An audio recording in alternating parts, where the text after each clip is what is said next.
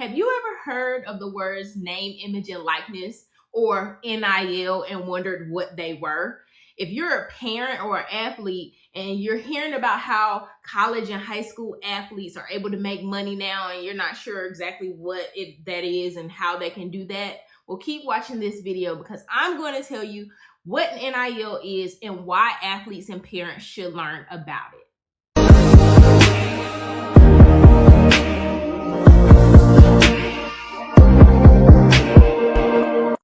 Hey guys, welcome back to my channel and for another video. I'm so happy that you kept watching, and I'm really excited about today's video subject because really it's the point of the reason why I created this channel to begin with, and that is all about name, image, and likeness and personal branding.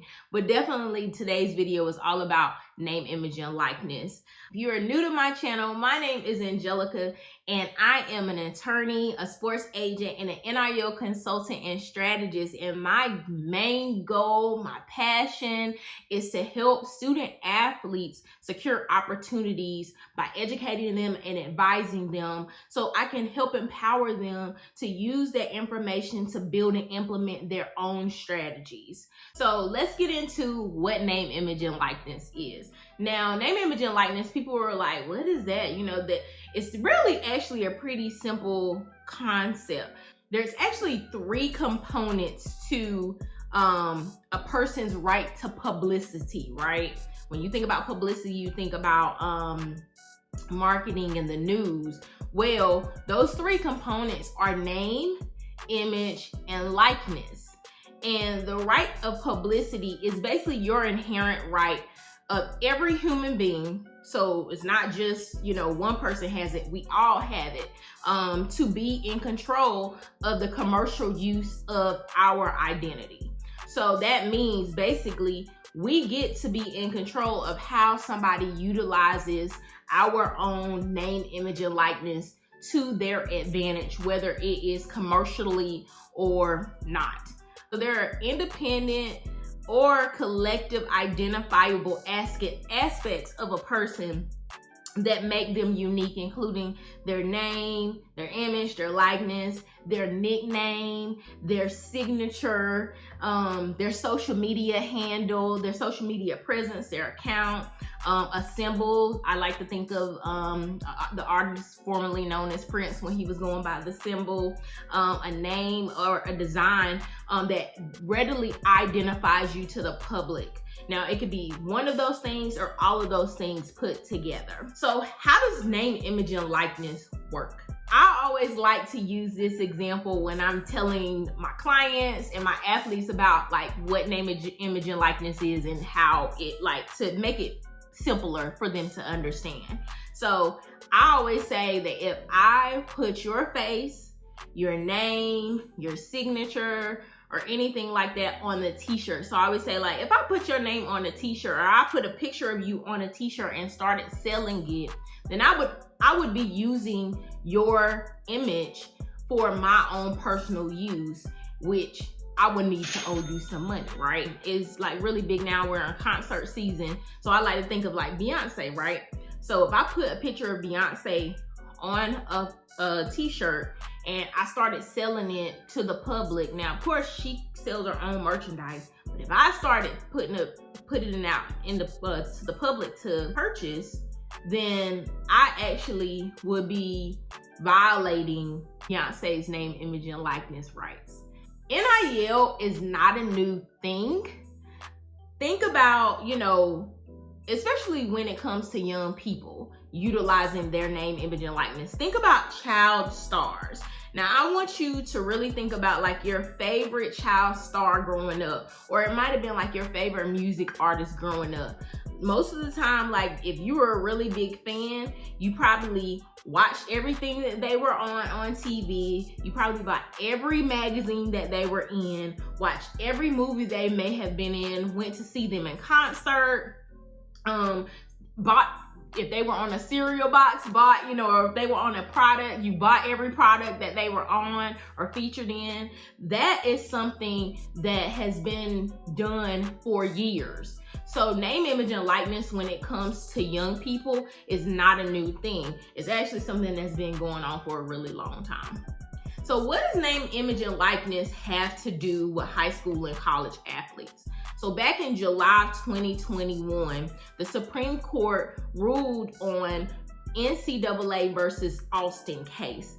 And it stated that the NCAA could no longer enforce rules restricting certain educational related benefits that its members enforced or offered to their student athletes, because those restrictions violated antitrust laws. So in a simpler way, they said that the NCAA could not limit any type of educational related benefits that they could offer their student athletes.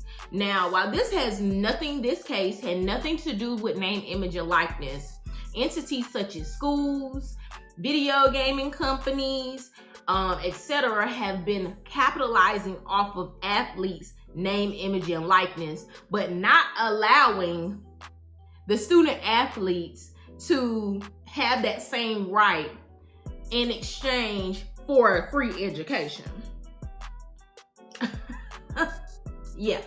So that's been a really consistent conversation amongst the public and in sports. Everybody has talked about it. Why is it that schools are able to make money off of these kids, their name, image, and likeness, but these kids can't make money off their name, image, and likeness? And I shouldn't maybe even say kids. These athletes are able to make money off their name, image, and likeness. It doesn't make sense, right? After the Austin case, it seemed like there was a shift in the way that the judiciary was viewing college athletics, especially college athletes and their rights. So with the writings being on the wall and, the NCAA seeing that there has been a shift, they decided to change the rules that college athletes would no longer be prohibited from capitalizing and monetizing their name, image, and likeness. So once that rule was changed, states started to implement their own name, image, and likeness laws when it comes to college athletics, which is what is in place today. There is no federal law regarding NIL. They've been wanting, and when I say they, the NCAA has been wanting the legislature, the Congress to implement a federal law. But as of right now, there is no federal law. All name, image, and likeness rules and statutes and laws are really dictated by each state. So what does this mean for high school and college athletes? I'm glad you asked that. So now, high school and college athletes, and let me be very, very specific. College athletes, for sure, can use their personas, specifically their personas and their identity as athletes, to promote their own products or services, or the products and services of other people or other companies. Now, using the persona as an athlete is the key. Because they're an athlete, they have more of an audience. They have the opportunity to have more notoriety, more influence, potential earning capacity, just because they're really good at playing a sport. I want you to think about professional athletes. Think about the platform that they have just because they're a professional athlete, right? And when we look at these college athletes, they can be really, really popular at their schools, outside of their school. So given the fact that they have this status, now them being able to use that status to make money is a thing. That is literally what them being able to have name, image, and likeness rights is all about. That is actually the reason why there's been conversation, because a lot of times you hear stories about college athletes not being able to afford things, not being able to take care of themselves.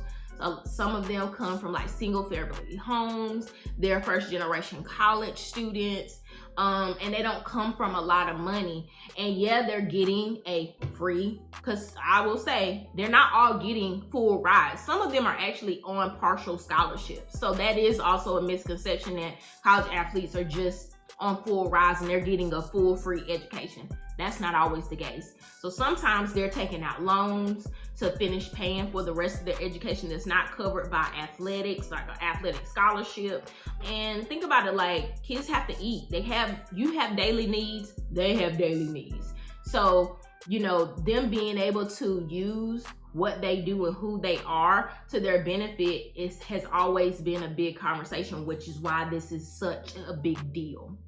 Now, for high school students, not every state allows high school students to monetize off their name, image, and likeness. We're at about 30 states right now, and I live in the state of North Carolina, and we just their NIL law for high school students just became in place, but they actually have not even started like the implementation of allowing and being able to provide rules surrounding it. So there are some states that don't have it all together or even have a law in place. So make sure you check to see whether your state allows high school students or high school student athletes to monetize off their name, image, and likeness, because you want to make sure that, you know, especially if you want to play at a college level, that you're not, or even just want to play at all, you're not putting your eligibility as a high school student in jeopardy by making money off your name, image, and likeness, and you're not allowed to.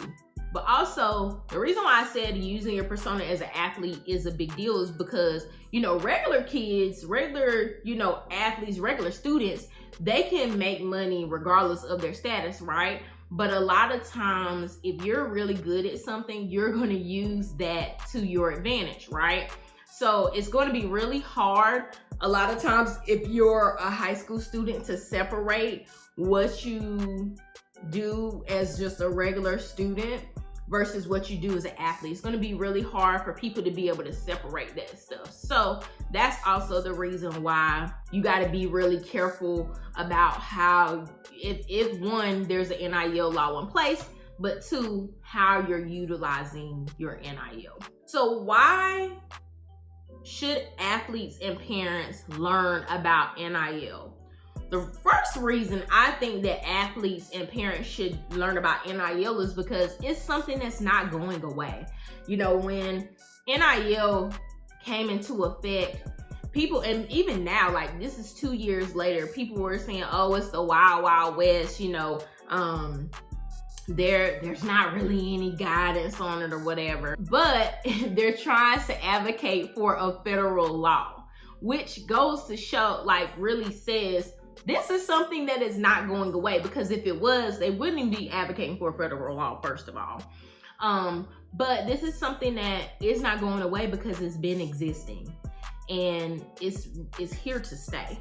So the sooner that you get in front of it and understand it and not be intimidated by it, the better off you'll be.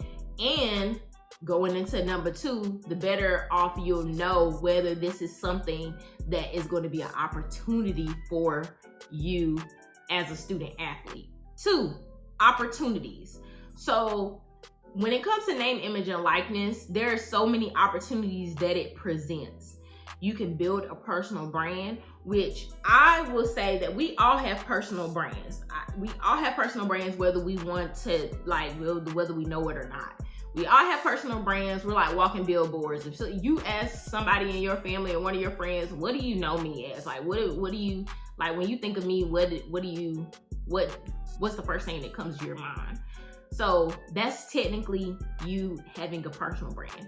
So you will be able to build, as a college athlete, a personal brand, your own personal brand. You can dictate what people know you as, which is going to be really, really important in your life because, you know, like I said, you have a personal brand, but I think this is something that you need to be in control of. You want to make sure that you dictate how people see you, not the other way around. Also, you have the opportunities to create your own products and services. And this is actually one of the big things that I really push when it comes to college athletes, because a lot of people, they talk about the brand deals, which we'll talk about, but I think the fact that you can control what products and services you offer and not being dependent on a company seeing your value, your marketing value, that you create your own thing, I think is so powerful.